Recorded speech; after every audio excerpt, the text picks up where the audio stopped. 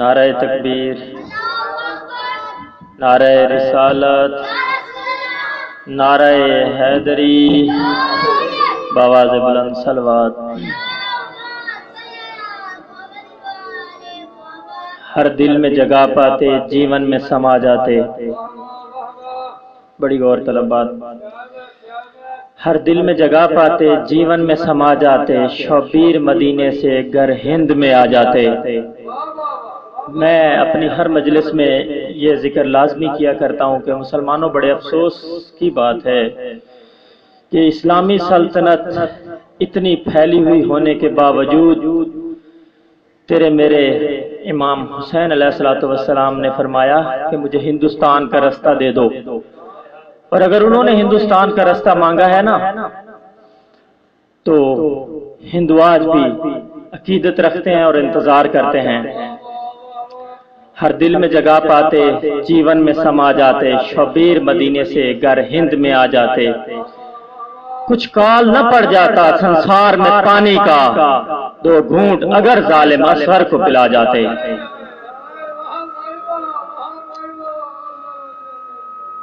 اعوذ باللہ من الشیطان الرجیم، بسم اللہ الرحمن الرحیم۔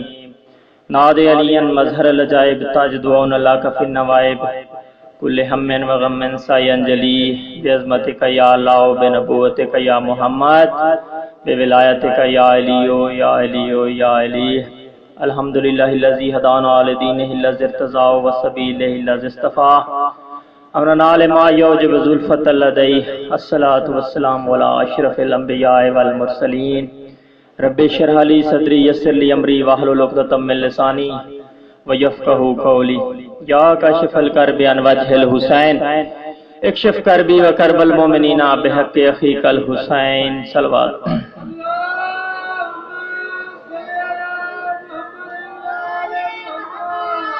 قال اللہ تعالی فی کتابہ المجید و فرقانہ الحمید، قل لا اسألکم اجرا الا المودۃ فی القربى۔ صلوات۔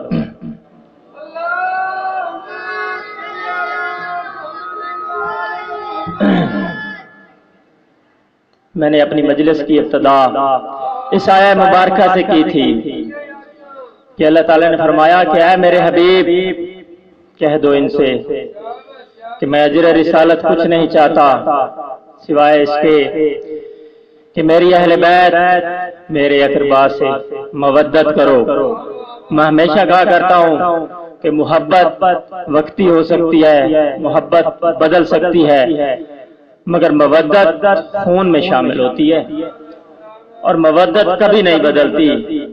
جس طرح سے مچھلی پانی کے بغیر تڑپ تڑپ کر مر جاتی ہے، اسی طرح مودت کے بغیر جینا بہت مشکل ہو جاتا ہے۔ حکم ہے کہ اہل بیت سے مودت کرو۔ میں ہمیشہ کہا کرتا ہوں کہ اجر رسالت کیا دیا امت نے؟ رونے کے لیے تو یہی ایک لفظ کافی ہے نا کہ آج 10 محرم کا دن ہے۔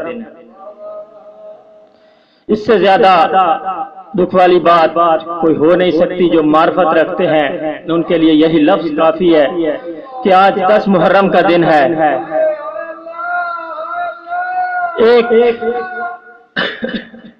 آج میں آپ کو ہمارے ہی معاشرے کا کچھ تاریخ پہلو آپ کے سامنے رکھنا چاہتا ہوں کہ ایک شیعہ گھر میں پیدا ہونے والے بچہ دوسرے بچوں سے کس قدر مختلف ہوتا ہے۔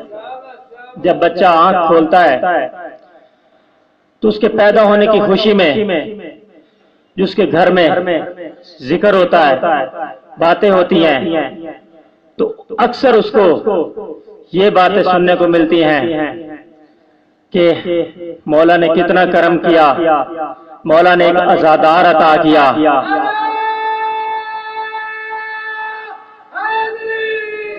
یا علی یا علی۔ پھر سننے کو ملتا ان اللہ ملائکۃ یصلون علی النبی یا ایھا الذین آمنوا صلوا علیہ وسلموا تسلیما۔ جو اس کے رشتہ دار، ملنے والے عزیز اس کے پیدا ہونے کی خوشی میں پڑھ رہے ہوتے ہیں۔ پھر جب اس کی عمر کچھ ماہ یا 1 سال تک ہوتی ہے تو اس کا والد اس کو اپنے ساتھ اٹھا کر لے جاتا ہے مسجد کے اندر، محفل کے اندر، مجلس کے اندر، اور جب وہاں پہنچتا ہے تو ذکر حسین آہستہ آہستہ اس کے کانوں میں جاتا ہے۔ پھر جب وہ انگلی پکڑ کے چلنے کے قابل ہوتا ہے تو پھر اس کا والد اس کو مجلس میں لے جاتا ہے۔ جب وہ دیکھتا ہے کہ میرے سارے رشتہ دار، میرا والد رو رہے ہیں، تو اس کے ذہن میں سوالات آتے ہیں چھوٹی سی عمر میں کہ یہ کیوں رو رہے ہیں، کیا وجہ ہے یہ گریہ وزاری کر رہے ہیں۔ آہستہ آہستہ جب وہ بڑا ہوتا ہے تو اس بات کو سمجھنا شروع کرتا ہے کہ یہ تو مولا حسین کو رو رہے ہیں، اور جب وہ علم اٹھانے کے قابل ہوتا ہے تو جلوس کے آگے، کبھی جلوس کے پیچھے وہ چھوٹا سا علم اٹھا کے پھرتا ہے جس پہ یا حسین، یا غازی عباس، یا ابو الفضل عباس لکھا ہوتا ہے۔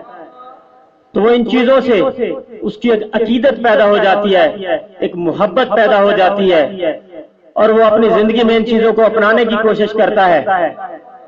جب وہ آہستہ آہستہ بڑا ہوتا ہے تو پھر انتظامی معاملات جیسے سبیل لگانا، لنگر کا انتظام کرنا، لنگر تقسیم کروانا، ان معاملات میں پڑ جاتا ہے۔ اسی طرح عزاداری میں بڑھ چڑھ کے حصہ لینا۔ میں صرف آپ کو ایسے ہی آ کے سنا نہیں رہا باتیں، میں آپ کو معاشرے کا پہلے میں بتا چکا ہوں کہ معاشرے کا ایک تاریخ پہلو آپ کے سامنے رکھنا چاہتا ہوں کہ ہمیں صرف ذکر حسین کے لیے کن کن اذیتوں کا سامنا کرنا پڑتا ہے۔ آپ تو خوش نصیب ہو کہ آپ کو یہاں ذکر پر کوئی پابندی نہیں، جب چاہو، جہاں چاہو، جس وقت چاہو ذکر حسین بپا کر سکتے ہو، سن سکتے ہو، سنا سکتے ہو، رو سکتے ہو، رلا سکتے ہو۔ لیکن بہت سی جگہ ایسی ہیں جہاں پہ آج بھی یزیدیت ہے، جو ذکر حسین سے جلتے ہیں۔ میں ہمیشہ کہا کرتا ہوں کہ آج سے 1400 سال پہلے کا جو یزید تھا اس کا مسئلہ تھا وجود حسین، کیونکہ وجود حسین کی موجودگی میں وہ اپنی مرضی نہیں کر سکتا تھا۔ یزید کیا چاہتا تھا؟ صرف چاہتا تو اتنا تھا کہ میں اپنی مرضی کی شریعت لاؤں۔ تخت پر دولت کے نشے میں چور کہہ رہا ہے کہ کوئی خدا نہیں تھا۔ بڑی غور طلب بات ہے، سارے میرے علاقے کے معززین اہل علم لوگ تشریف فرما ہے، سارے مجھے جانتے ہیں، کوئی نیا بندہ نہیں ہوں کہ آپ حیرانگی سے دیکھیں۔ یزید کہتا کہ کوئی خدا نہیں تھا، یہ مقصد حسین بتا رہا ہوں، خدا را غور کرنا ہے، کیونکہ ہر آنے والا ذاکر یہ تو بتاتا ہے کہ یہ ظلم ہوا امام حسین پہ، یہ ظلم ہوا، لیکن مقصد حسین کچھ کم لوگ بتاتے ہیں۔ آج میں آپ کو بتاتا ہوں کہ یزید نے کہا کہ کوئی رسول نہیں تھا، کوئی وحی نہیں تھی، کوئی قرآن نہیں تھا۔ تخت پر جب بیٹھا ہے نا یہ لانتی، تو طاقت کے نشے میں یہ کہہ رہا ہے کہ کوئی خدا نہیں تھا، کوئی رسول نہیں، کوئی وحی نہیں، کوئی قرآن نہیں۔ یہ بنو ہاشم کا ڈھونگ تھا جو انہوں نے اقتدار حاصل کرنے کے لیے رچایا۔ تو مومنین، پورا عرب مسلمانوں سے کھچا کھچ بھرا ہوا، مگر کسی نے آگے سے کلمہ حق بلند نہیں کیا۔ یزید تو غلط کہہ رہا ہے، خاموشی اختیار کر گئے۔ پھر یہ حالت اتنی شدت اختیار کر گئی کہ اس نے حسین کو خط لکھ دیا کہ میری بیعت کرو، جس طرح میں چاہتا ہوں میری تائید کرو۔ اپنے نقطے کی طرف آؤں، یزیدیت آج بھی موجود ہے۔ 1400 سال پہلے یہ جنگ ختم نہیں ہوئی، اس دور کے یزید کا مسئلہ تھا وجود حسین، لیکن آج کے جو یزید ہیں ان کو بھی پہچاننا بہت آسان ہے، کیونکہ وہ تو برسر اقتدار تھا، حکومت پہ بیٹھا تھا، سب لوگ اس کو جانتے تھے، لیکن آج کا یزید جو ہے ہمارے درمیان موجود۔ کس طرح سے میں بتاتا ہوں آپ کو۔ اس دور کے یزید کا مسئلہ تھا کہ وجود حسین، اگر حسین ہمارے درمیان موجود ہے تو ہمیں اپنی مرضی نہیں کرنے دے گا. یہ اس وقت کے یزید کا مسئلہ تھا. کہتا تھا وجود حسین ہی میرا مسئلہ ہے. اگر حسین کا وجود نہ رہے، اگر حسین ختم ہو جائے، اگر حسین قتل ہو جائے، پھر میں فتح پا جاؤں گا. پھر کوئی ایسا نہ ہوگا کہ جو میرا ہاتھ پکڑ سکے. صرف ایک حسین ابن علی ہے جو مجھے غلط کرنے سے روکے گا. لیکن آج کے دور کا جو یزید ہے اس کا مسئلہ ہے ذکر حسین. بڑے افسوس سے کہنا پڑتا ہے کہ آج کے دور میں یہ لوگ ذکر حسین کے خلاف ہیں. یقین مانیں آپ تو امن میں بیٹھ کے ذکر سن رہے ہیں، سنا رہے ہیں، لیکن بہت سے مومنین ایسے ہیں جن کو ذکر حسین کے لیے قتل ہونا پڑتا ہے، جن کو طرح طرح کی تکلیفیں برداشت کرنا پڑتی ہیں، جن کو مجلس کوئی نہیں کروانے دیتا، جن کو جلوس کوئی نہیں نکالنے دیتا، جن کو علم کوئی نہیں اٹھانے دیتا. ایسے بھی علاقے موجود ہیں، اسی دنیا پہ موجود ہیں، وہاں پہ آج بھی یزیدیت کا راج ہے. بات اتنی سی ہے کہ دشمنی زہرا میں، دشمنی علی میں اور دشمنی حسین میں لوگ اس قدر بڑھ گئے کہ ذکر حسین کو بدعت کہنا شروع کر دیا اور نیاز حسین کو حرام کہنا شروع کر دیا. تو سب سے بڑا اعتراض ہم پہ اٹھایا جاتا ہے نا، وہ ہے ماتم حسین. میں دو نقطے دے کے انشاءاللہ منبر اپنے بھائی کے حوالے کروں گا. مصائب پڑھنے والے بہت ہیں، ضرورت ہے مقصد حسین بتانے کی، کیونکہ مصائب بھی ضروری ہے. لیکن میرے مولا نے وطن کیوں چھوڑ دیا؟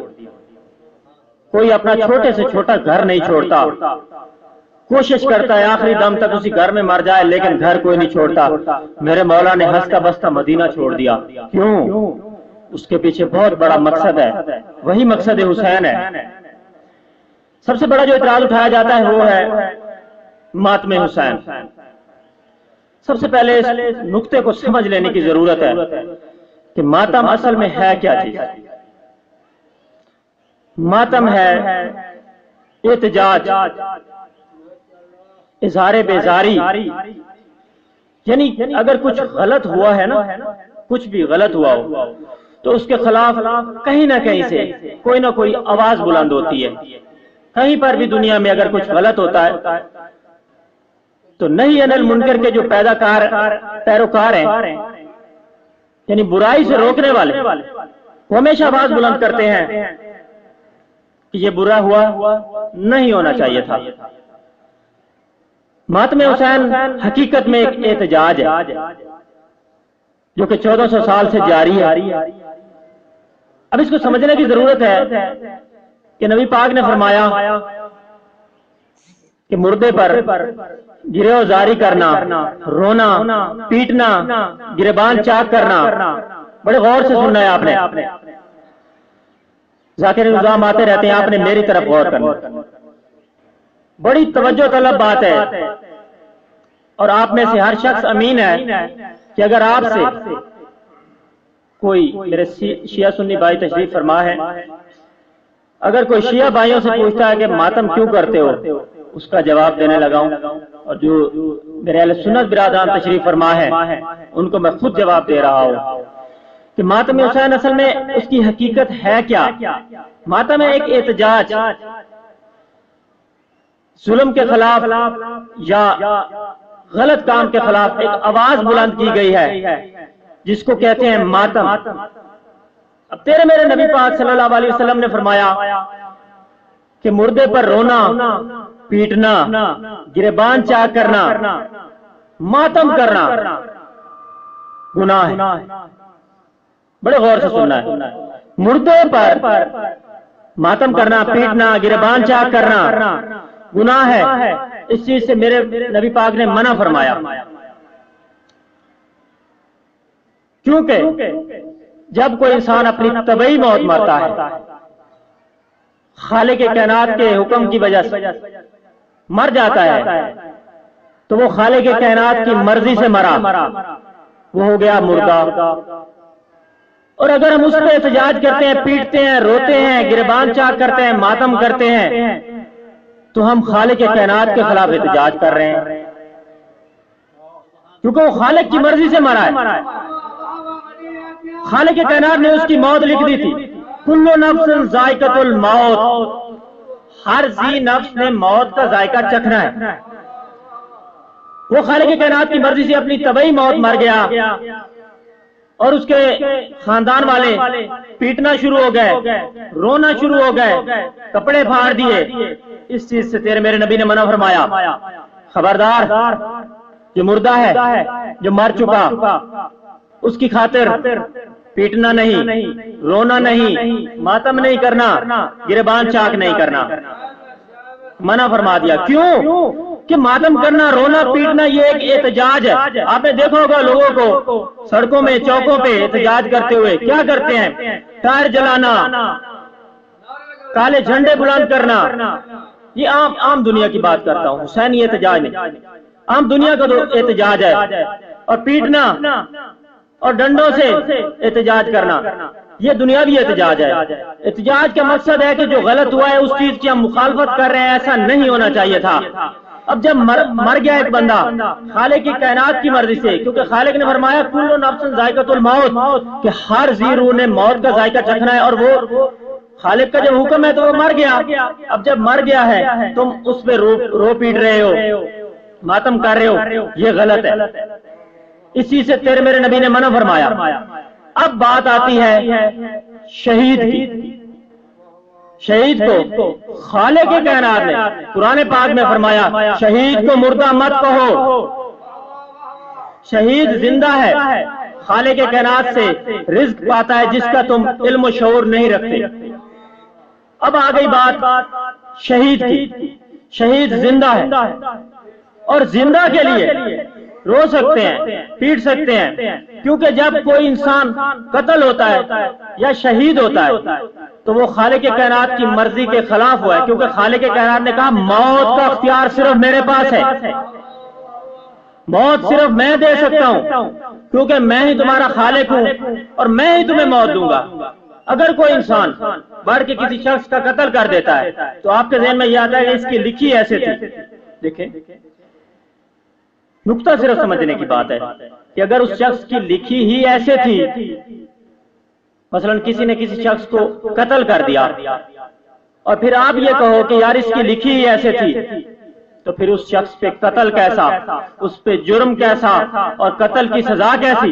وہ تو خالق کائنات کی مرضی سے مر گیا، پھر تو جس شخص نے قتل کیا اس پہ کوئی سزا ہی نہیں بنتی۔ نہیں، ایسی بات ہرگز نہیں۔ خالق کائنات نے فرمایا کہ موت کا اختیار صرف میرے پاس ہے۔ اگر کوئی شخص کسی کو ناحق قتل کرتا ہے تو اس نے پوری انسانیت کا قتل کیا، اور پھر اگر کوئی شخص مرضی خدا کے خلاف کسی شخص کا قتل کر دیتا ہے تو طبعی موت نہیں ہے، وہ شخص قتل ہوا اور خدا کی مرضی کے خلاف ہوا، اس لیے اس پہ جرم ہے اور اس کے خلاف احتجاج ہو سکتا ہے۔ اور یا علی یا علی یا علی، آپ کی سماعت کو سلام۔ بڑی غور طلب بات ہے، اس لیے میں ساری کوشش کر رہا ہوں کہ آپ کو ایک نقطہ سمجھا سکوں، اس کے بعد آپ کی زحمتوں کو تمام کر دوں گا۔ بات آتی ہے قتل کی یا شہید ہونے کی، تو جب کسی کو قتل کیا جاتا ہے اور ناحق قتل کیا جاتا ہے تو پھر اس کی آگے اقسام ہے۔ اگر وہ مسلمانوں میں ہے، ناحق قتل ہوا، راہ خدا میں شہید ہوا، تو پھر وہ شہید کہلائے گا، اس کو مردہ نہیں ہم کہہ سکتے۔ اور جس نے اس کو قتل کیا اس کے خلاف آواز بلند کی جا سکتی ہے، اس کے خلاف احتجاج ہو سکتا ہے۔ اس کی میں ایک مثال آپ کو اس طرح سے دیتا ہوں، کسی شیعہ کتاب کا حوالہ نہیں دے رہا، سنی کتاب کا حوالہ دے رہا ہوں، سیرت النبی، شبلی نعمانی کی لکھی ہوئی کتاب، اہل سنت بھائیوں کی لکھی ہوئی کتاب۔ شبلی نعمانی اس میں لکھتے ہیں کہ جب حضرت امیر حمزہ کو شہید کیا گیا اور ان کی لاش کے ساتھ بے حرمتی ہوئی، پھر اس کو لے کر جب آئے تو ہر کوئی اپنے اپنے جو گھروں میں شہید تھے ان پہ رو رہا تھا، لیکن جناب امیر حمزہ پہ رونے والا کوئی نہیں تھا۔ یہ کتاب کے الفاظ ہیں۔ جس کا دل چاہے کتاب اٹھائے پڑھے، اعتراض نہیں کرنا کسی پر. سب سے پہلے اپنے آپ کو ٹھیک کرنے کی ضرورت ہے، اس کے بعد اگلے بندے پہ اعتراض کریں. تو نبی پاک نے فرمایا کہ آج کوئی نہیں میرے چاچا پہ رونے والا. یہ آواز کا سننا تھا کہ صحابہ کرام کے درمیان بھگدڑ مچ گئی. صحابہ کرام نے جا کر اپنے گھر والوں سے کہا نبی پاک یہ فرما رہے ہیں کہ آج میرے چچا امیر حمزہ پہ رونے والا ہی کوئی نہیں. تو انہوں نے اپنے شہیدوں کو چھوڑا اور آ کے جناب امیر حمزہ پہ رونا شروع کیا. تب نبی پاک نے آ کے حکم دیا کہ جو مردہ ہے اس پہ آپ رو نہیں سکتے. یہاں پر آ کے نبی پاک نے ایک واضح اور مدلل نشانی دی ہے کہ جو مردہ ہے اس پہ آپ رو نہیں سکتے، لیکن شہید کو مردہ کبھی نہیں کہنا. شہید زندہ ہے اور میرے چچا سید الشہداء ہیں، ان پہ رو، ان پہ گریہ وزاری کرو، ان پہ ماتم کرو. اور جو لوگ اس پہ رو رہے ہیں میں ان کی جنت کی ضمانت دیتا ہوں. یہ تیرے میرے نبی نے فرمایا، کتاب کے الفاظ ہے. اس کے بعد اگلا ریفرنس، اگلا حوالہ قرآن سے، بڑی غور طلب بات. اگلا حوالہ قرآن پاک سے دے رہا ہوں، 6واں سپارہ پہلی آیت. لا یحب اللہ الجار بالسوء الی القول ومن الی الظلم. خالق کائنات پسند نہیں کرتا گریہ وزاری کی جائے، پیٹا جائے، ماتم کیا جائے. من الی الظلم، مگر جس پر ظلم ہو. گریہ وزاری کرنا، پیٹنا، رونا قرآن پاک آپ سب کے گھروں میں موجود ہے. الماریوں کی زینت مت بنائیں، قرآن پاک سے تعلیم حاصل کیا کریں. پڑھے جا کر 6واں پارہ ترجمے والا قرآن اٹھائیں، 6واں پارہ اس کی پہلی آیت. خالق کائنات نے فرمایا کہ خالق پسند نہیں کرتا، لا یحب اللہ الجار، خالق پسند نہیں کرتا کہ گربان چاک کیا جائے، رویا پیٹنا جائے یا ماتم کیا جائے، مگر سوائے اس کے کہ جس پہ ظلم ہوا. اور کوئی کہہ سکتا ہے کہ میدان کربلا میں ظلم نہیں ہوا؟ یہ تو تمام تاریخوں نے متفقہ طور پہ لکھا کہ اس سے بڑھ کے ظلم ہو کوئی نہیں سکتا. پہلے سید ہیں، پہلے سید الشہداء ہے جناب امیر حمزہ، لیکن امام حسین کی شہادت کے بعد سید الشہداء کا رتبہ بھی امام حسین کے پاس ہے. ان سے بڑا شہید اعظم کوئی نہیں ہے. میدان کربلا میں ان پر ظلم کی انتہا ہوئی اور ہم 1400 سال سے یہی تو احتجاج کر رہے ہیں کہ یہ نہیں ہونا چاہیے تھا جو امت نے کیا تیرے میرے نبی کے نواسے کے ساتھ. یہ ظلم ہرگز نہیں ہونا چاہیے تھا. اور پھر قرآن سے اور حدیث سے میں نے آپ کو ثابت کیا کہ مردے کو ہم نہیں رو سکتے، جو ہمارے گھر میں مر جائے اس کو ہم پیٹ نہیں سکتے. لیکن بڑے افسوس سے کہنا پڑتا ہے کہ جب اپنا کوئی مرتا ہے پھر ہوش نہیں رہتا کہ کہاں پہ کھڑے ہیں، کہاں پیٹ رہے ہیں، گریبان چاک ہو رہا ہے یا ہم کیا کر رہے ہیں. اپنا کو مرتا ہے تو تڑپ کر روتے ہیں، پیٹتے ہیں، مگر جب سید الشہداء کی باری آتی ہے تو کہتے ہیں یہ کیا ذکر ہے، یہ کیا کہہ رہے ہیں، یہ تو بدعت ہے. ان لوگوں کے لیے جواب دے رہا ہوں. قرآن سے ریفرنس دیا، حدیث سے بتایا کہ مردے کو ہمارے لیے رونا منع کیا گیا ہے، لیکن شہید مردہ نہیں ہے، جس کے لیے قرآن پاک کہتا ہے کہ شہید کو مردہ مت کہو. اور شہید کے لیے رونا، پیٹنا، ماتم کرنا ثواب ہے، بہت بڑا اجر ہے.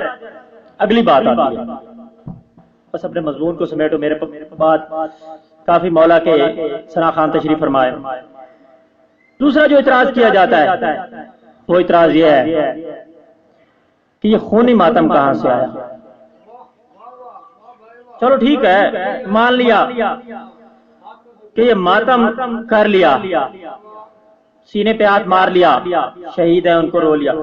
یار یہ خون نکالنے والا اور یہ خونی ماتم اور جگہ جگہ پہ برچیاں تلواروں سے ماتم، یہ کہاں جائز ہے؟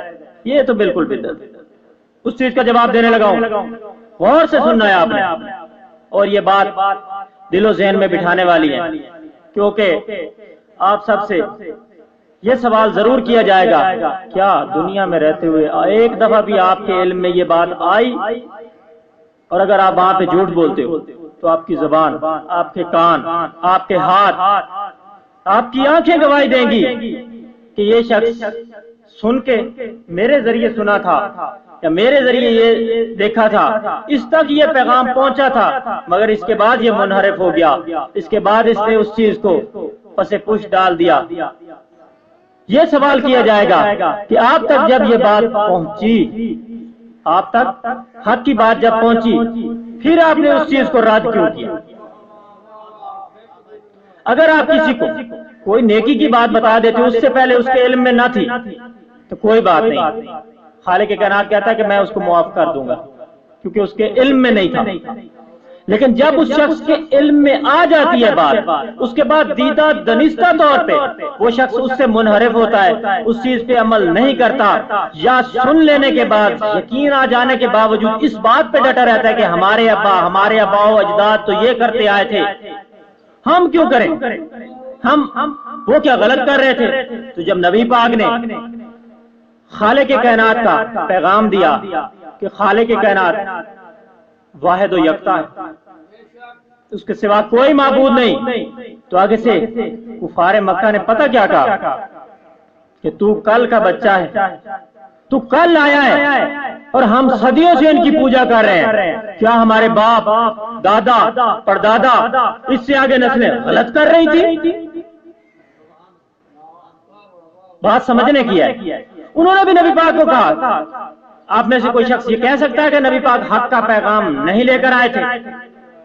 حق کا پیغام لے کر آئے، حق بات کر رہے تھے، مگر کفار نے کیا کہہ کے جھٹلایا کہ یار ہمارے باپ، ہمارے دادا، ہمارے پردادا وہ اتنے عرصے سے بتوں کی پوجا کرتے آ رہے، تو کل کا بچہ ہے آگے کہہ رہا ہے کہ خالق کائنات واحد و یکتا ہے، اس کی عبادت کرو، ان بتوں کو چھوڑ دو۔ ہم کیسے چھوڑ دیں؟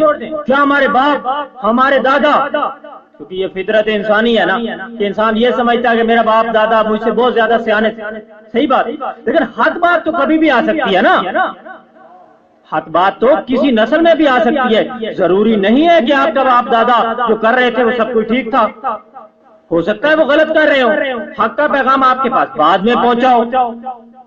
تو اس وقت انہوں نے یہ کہہ کے جھٹلایا کہ ہمارے باپ دادا تو صدیوں سے بتوں کی پوجا کرتے آ رہے ہیں، اور کعبے کے اندر بھی تو دیکھو ہمارے بوتی کھڑے ہیں جن کے گرد ہم چکر لگاتے ہیں، تم کیسے کہہ سکتے ہو؟ نبی پاک نے اپنے کردار سے منوایا، صادق اور امین مانتے تھے۔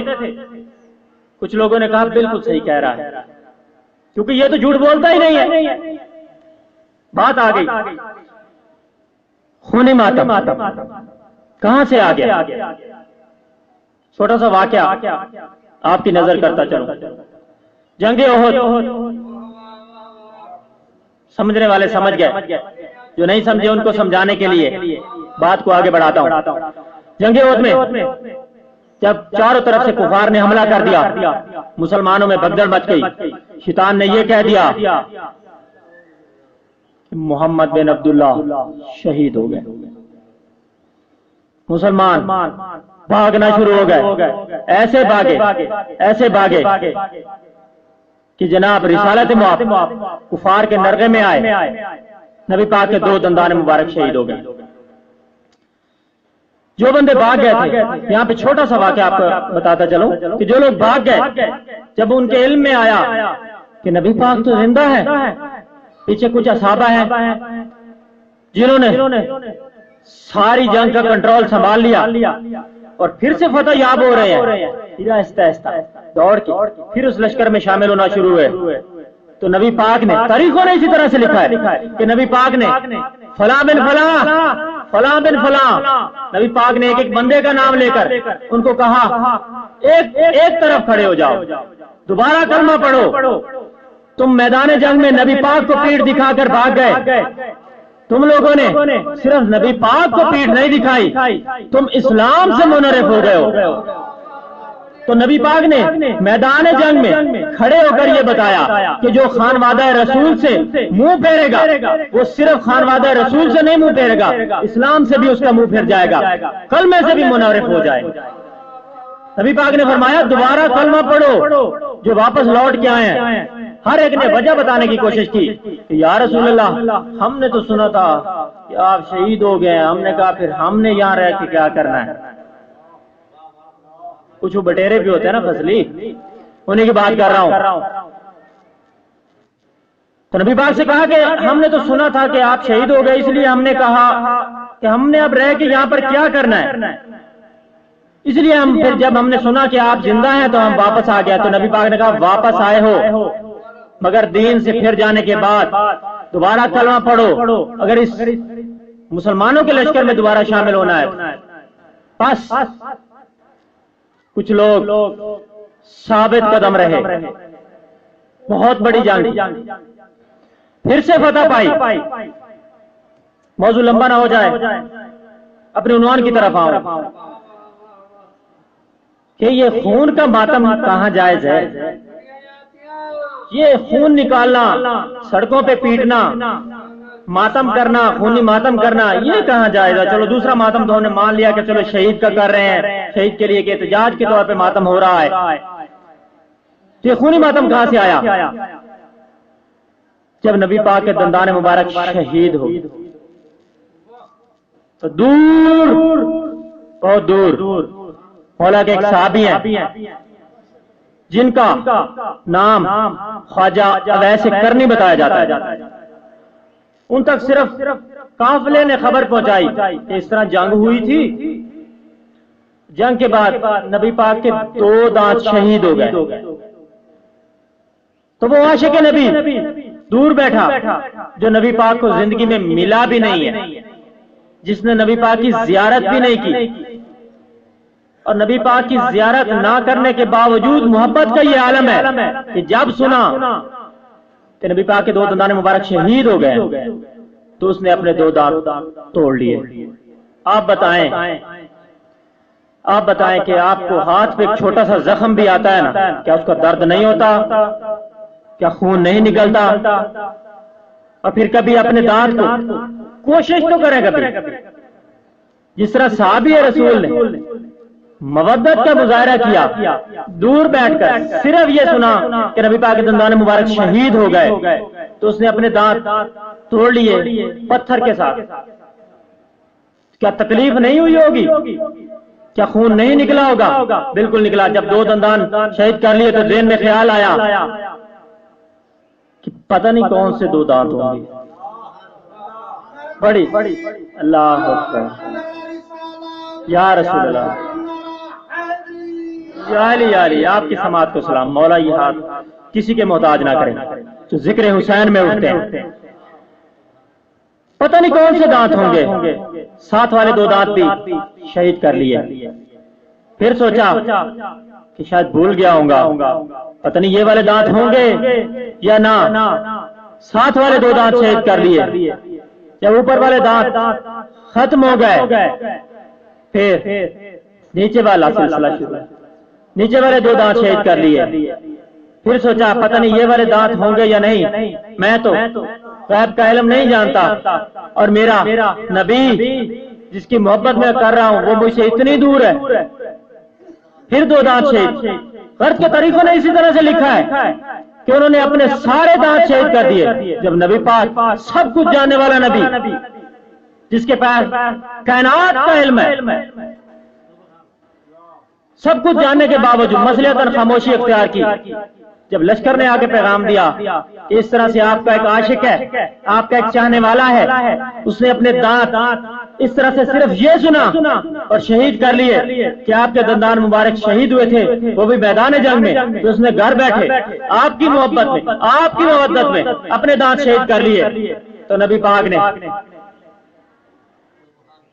ہاتھ صحابہ کو بھی کہا، سب صحابہ ہاتھ اٹھاؤ، اور اس کے لیے دعا کی، اور اس کے خانوادہ کے لیے دعا کی، اور اس کے باپ دادا کے لیے دعا کی، اور پھر اس کو وہیں بیٹھے بغیر دیکھ صحابی کا درجہ دیا۔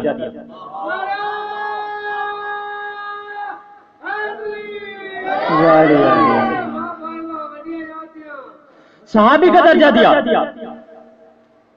جس طرح سے یہ آج لوگ کہہ رہے ہیں کہ ذکر حسین بدعت ہے، ماتم حسین بدعت ہے، جس طرح سے یہ کہتے ہیں، اس طرح تو نبی پاک کو نعوذ باللہ اس طرح کرنا چاہیے تھا.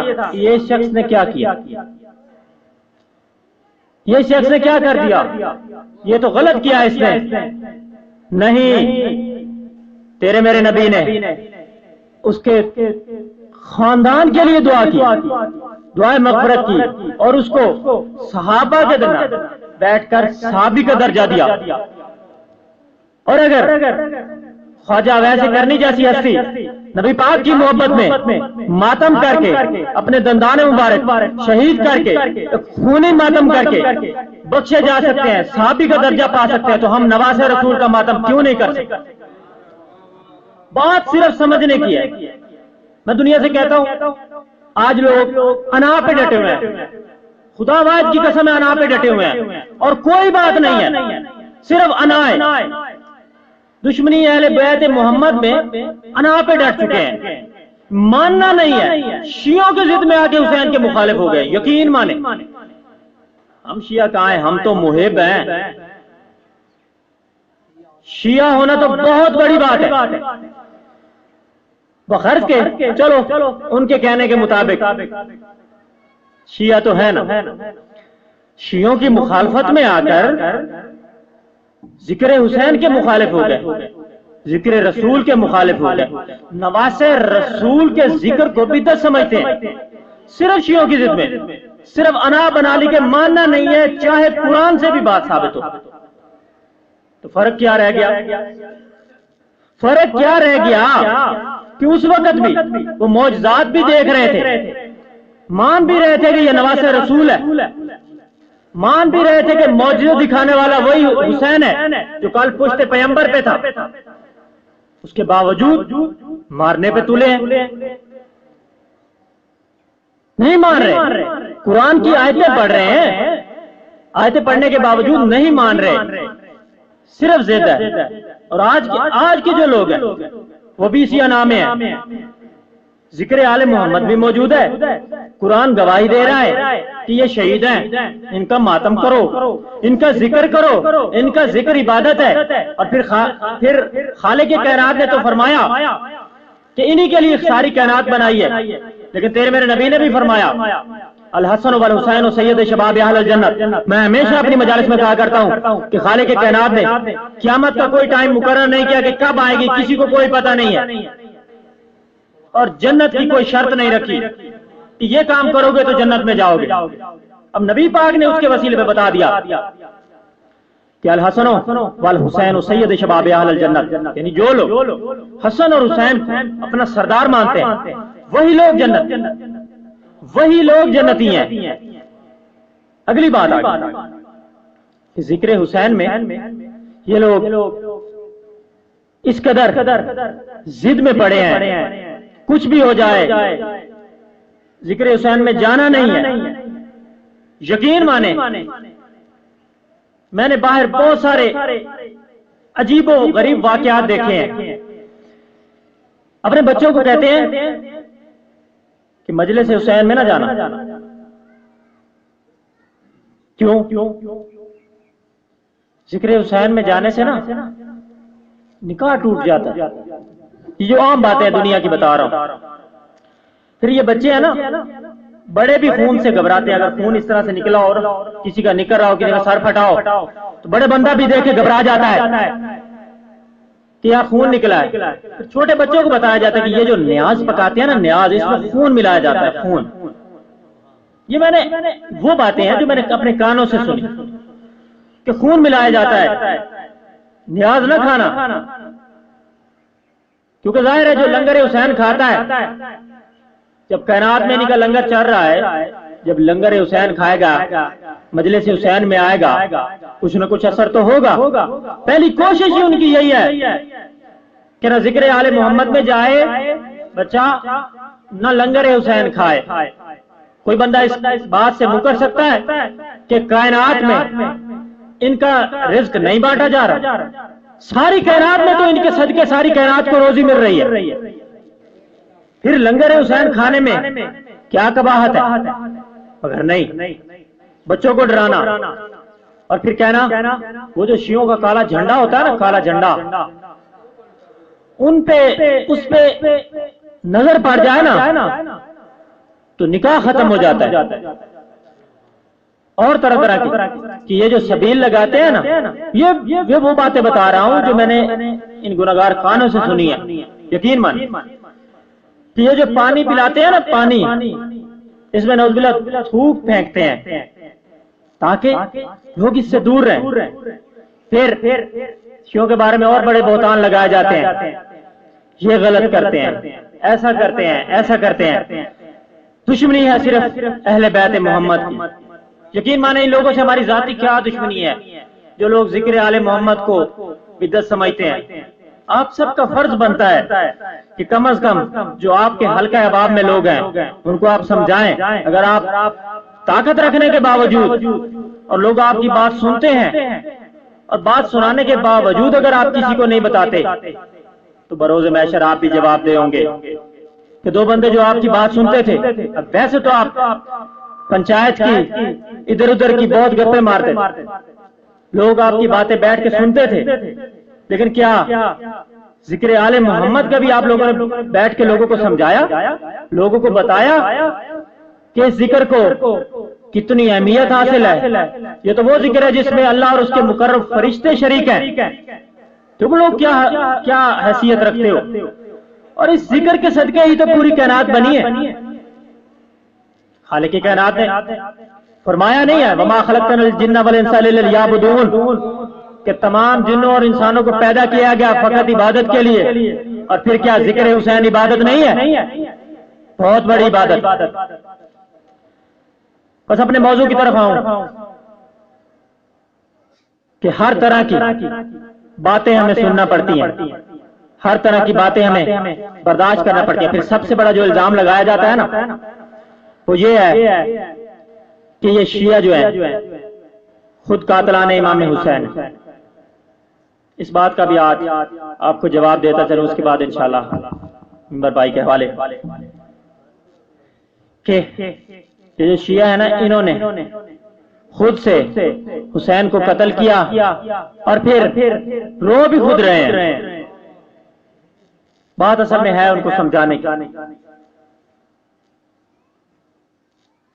میں آج ممبر حسین پہ کھڑے ہو بطور سید آج واقعہ کربلا کے کچھ قاتلان کے نام گنوانا چاہتا ہوں،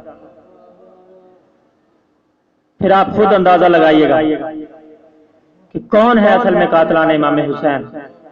اور میرے بتائے ہوئے قاتل اگر کوئی بندہ غلط ثابت کرے تو میں اپنا مذہب چھوڑنے کے لیے تیار۔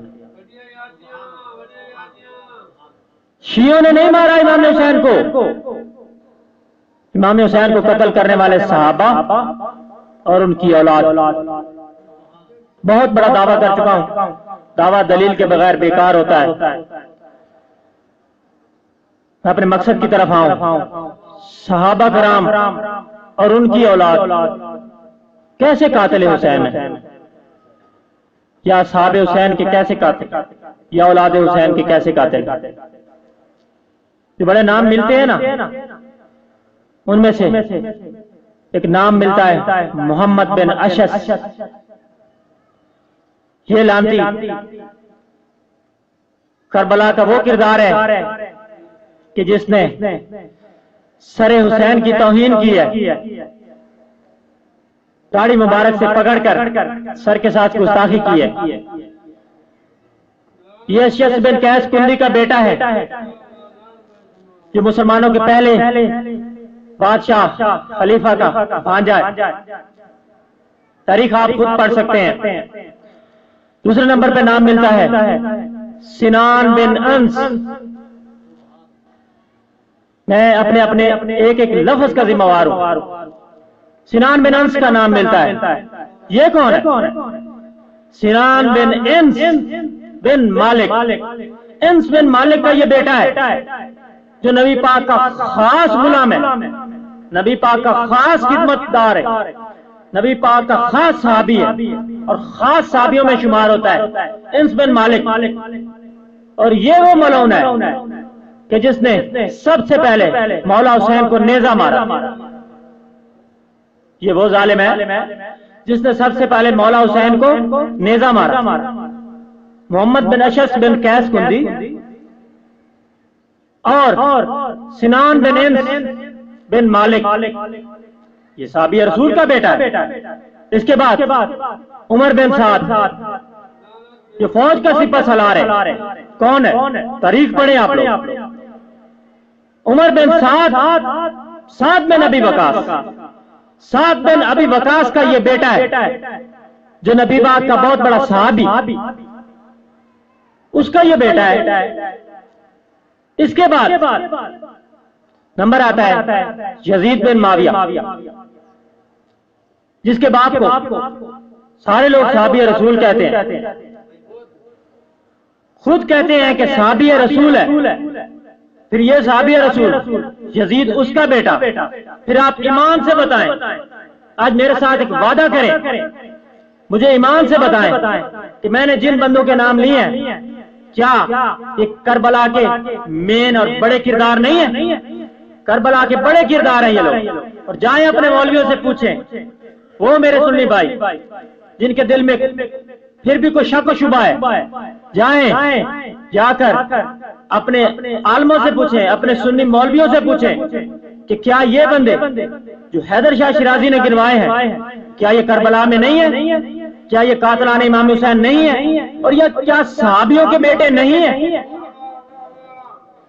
پھر کس منہ سے تم لوگ کہتے ہو کہ شیعوں نے امام حسین کو مارا؟ شیعہ تو وہ قوم ہے جس کے لیے بی بی نے دعا کی. جب بی بی شام غریبہ کو جا رہی ہیں نا تو لاش پہ رونے بھی نہیں دیا گیا. آپ بتائیں کہ آپ کا کوئی مر جائے اور آپ کو لاش پہ رونے بھی نہ دیا جائے تو آپ پہ کیا گزرے گی؟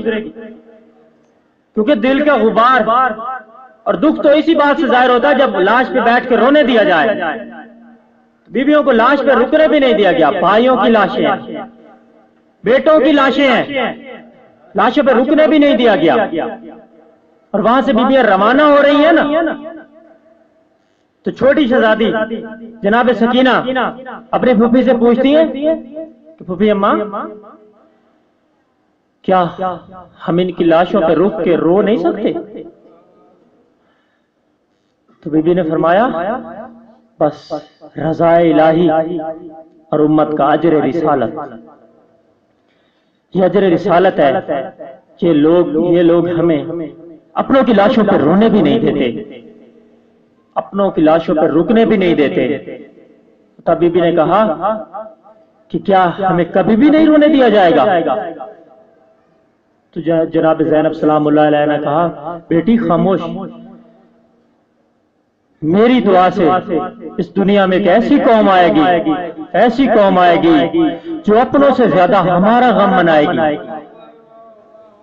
جن کی جنت کی ضمانت میں لوں گی اور وہ اپنوں سے بڑھ کر ہمیں روئیں گے. اگر ان کے اپنے کوئی مر جائیں گے نا کچھ عرصے کے بعد بھول جائیں گے. آپ یقین کریں آپ کے بہت سے لوگ باپ دادا پردادا جن کو آپ سنبھلتے ہیں دیکھا ہوا، اگر آپ کی زندگی میں وہ وفات پا چکے تو آپ 1 سال کے بعد ان کو یاد کریں، کیا رونا آتا ہے؟ کبھی نہیں. خدا قسم جو ہمارے مر چکے ہیں نا ان کو جتنی بار بھی یاد کیا جائے نہیں رونا آتا، دل میں غم ہی نہیں آتا. بس ان کو یاد کر کے صرف اتنا کہہ دیتے ہیں کہ واہ اچھا وقت گزارا، یا ان کے لیے دعائیں مغفرت کر دیتے ہیں. زیادہ سے زیادہ اتنا ہی کرتے ہیں کہ ان کی قبر پہ چلے جاتے ہیں، بہت زیادہ یاد آئے تو جا کے قبر پہ رونے کی کوشش کرتے ہیں، مگر ویسے رونا نہیں آتا جیسے غم حسین میں رونا آتا ہے. یقین مانے، میری بات پہ غور کریں کہ وہ قوم آئے گی، یہ بی بی کی دعا کا صدقہ ہے کہ وہ قوم آئے گی جو اپنوں سے بڑھ کے ہمارا غم بنائے گی اور ہمیں اس طرح سے روگے کہ جب بھی یاد کریں گے اپنوں سے بڑھ کے روئیں گے. تو یقین مانے یہ معجزے سے کم ہے کیا؟ کہ آپ لوگ جب بھی یاد حسین میں مجلس حسین میں آئیں آپ کا غم تازہ ہو جاتا ہے. اسی طرح سے لگتا ہے یہ کل کا واقعہ ہے, یہ ابھی گزرا ہے, یہ ظلم کل ہوا ہے. خدا کی قسم اس ذکر کا صدقہ ہے کہ آج جو کائنات کھا رہی ہے, اس ذکر میں غم ہی اتنا آتا ہے کہ ہم اپنوں کے غم کو بھول جاتے ہیں. یقین مانیں کہ ہر جمعہ کو ہمیں اپنوں کے ختم کے لیے ان کے اصالِ ثواب کے لیے کچھ نہ کچھ کرنا چاہیے, لیکن جب سے محرم کا مہینہ آتا ہے ہم اپنوں کے لیے دعائے مغفرت بھی نہیں کرتے. صرف خانوادہ رسول, صرف محمد و اہل بیت محمد کے خاندان کو رونے کے لیے ہیں یہ دن. کیا بات, آپ کی سماعت کو سلام. مولا یہ زبان مبارک. بات اتنی سی ہے, میدان کربلا ہو گیا پاپا. جب بی بی سکینہ بار بار اپنے چچا عباس کے خیمے میں آتی ہیں تو زوجہ عباس نے جب دیکھا کہ بی بی بار بار آ رہی ہیں, بار بار آ رہی ہیں, تو ان کو اندازہ ہو گیا کہ شدت پیاس اور بھائی کی پیاس دیکھی نہیں جا رہی.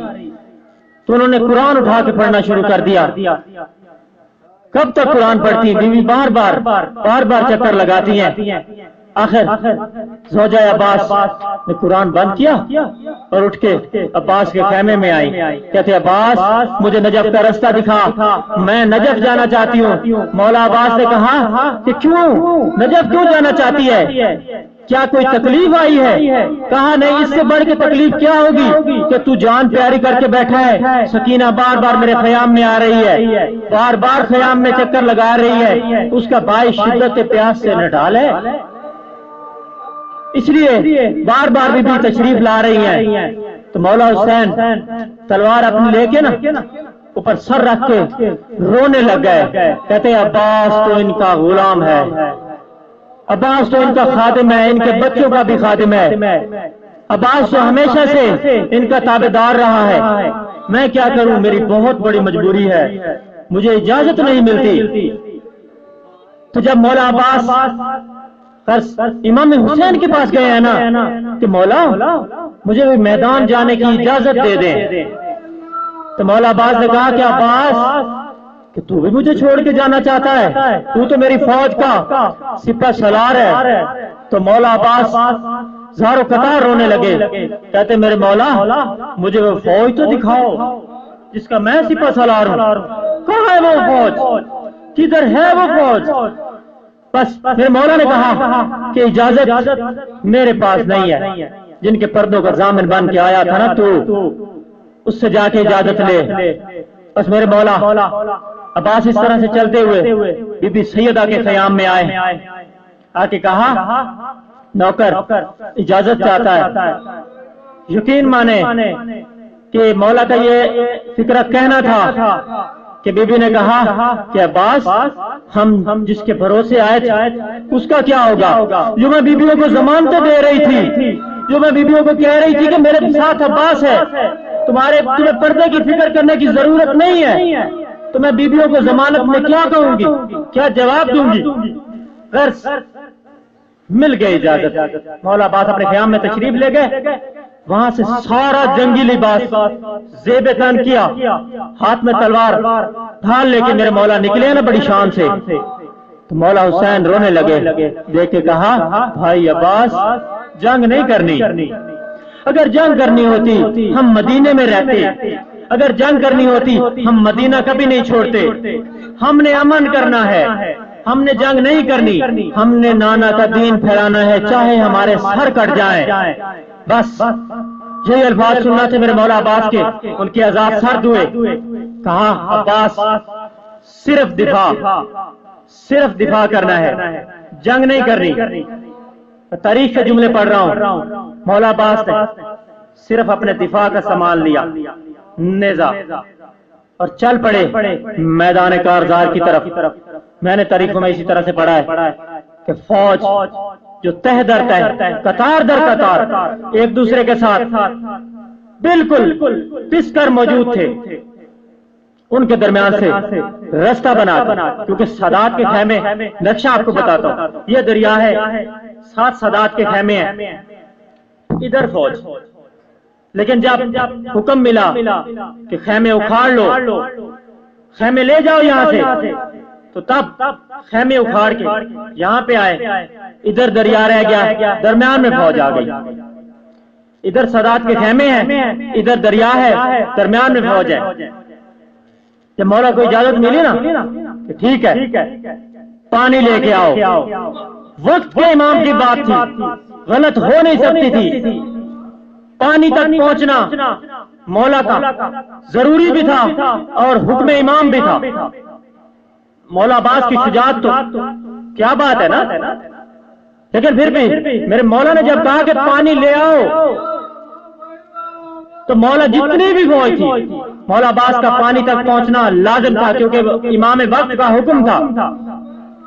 بس میرے مولا نے فوج کے درمیان فوج کو چیرتے ہوئے، یہ دیکھیں کہ جب فوج کا جم گھٹا ہو اور اس کے درمیان چیر کے جانا ہو تو کیا آسانی سے چلے گئے ہوں گے؟ ہرگز نہیں. تاریخوں نے لکھا کچھ 10,000 لکھتے ہیں، کچھ 25,000 لکھتے ہیں جو روایتوں میں ملا. اتنے لوگ صرف دفاع کی وجہ سے فنار ہوئے. جو حملہ آور ہوتے تھے مولا عباس دفاع کرتے تھے، تو دفاع کے ذریعے نیزوں پہ بلند ہوئے ہیں وہ لوگ. مولا عباس پہنچے ہیں دریا پر، پانی بھرا، مشق میں پانی بھرا اور واپس آ رہے ہیں. بس تمام کروں اپنے مضمون کو. واپس آتے ہوئے ان مسلمانوں نے ارادہ کیا کہ یہ پانی اگر خیام میں پہنچ گیا، جیتی ہوئی جنگ جو ہے وہ ہار جائیں گے، حسین فتح پا جائے گا. چاروں طرف سے حملے شروع ہوئے. اب میرے مولا عباس مصروف ہیں، مشق بھی اٹھائی ہوئی ہے، اپنا دفاع بھی کر رہے ہیں. ایک تیر آیا جو آنکھ میں پیوست ہوا. بس ایک ایسا حملہ ہوا کیونکہ مولا نے دعا مانگی تھی کہ جب میرے سردار پیاسے ہیں نا تو ان ہاتھوں کو پانی لگا ہی کیوں ہے. اے خالق کی کائنات، میں تجھ سے دعا کرتا ہوں کہ میری وفا میں فرق آ جائے گا اگر میرے ہاتھ ثابت رہے، اگر میرے ہاتھ سلامت رہے. دعا مانگی ہے خالق کی کائنات سے، دعا قبول ہوئی. ایک ہاتھ جدا ہوا، دوسرا جدا ہوا. غرض جب مشق میں تیر لگے نا سارا پانی گر گیا. بس پانی کا گرنا تھا، میرے مولا کی آس بھی ٹوٹ گئی ہے کہ جس کے لیے پانی لے کے جا رہا تھا نا، پانی بھی سارا بہ گیا ہے. بس پھر کیا تھا، مولا زین سے زمین پر آئے ہیں. اور جب میرے مولا حسین پہنچے نا بھائی عباس کی لاش پر، تب میرے مولا نے ایک بہت خوبصورت جملہ کہا کہ عباس آج میں تجھ سے اگر کچھ مانگوں تو کیا دے گا؟ کہا مولا میں تو آپ کا نوکر ہوں، آپ حکم کریں، اس مجبور حالت میں کیا دے سکتا ہوں آپ کو؟ تو مولا نے کہا تم نے ہمیشہ مجھے سردار کہا ہے، تیری وفاؤں پہ ہمیں کوئی شک نہیں ہے، مگر ایک دفعہ مجھے اپنا بھائی کہو نا.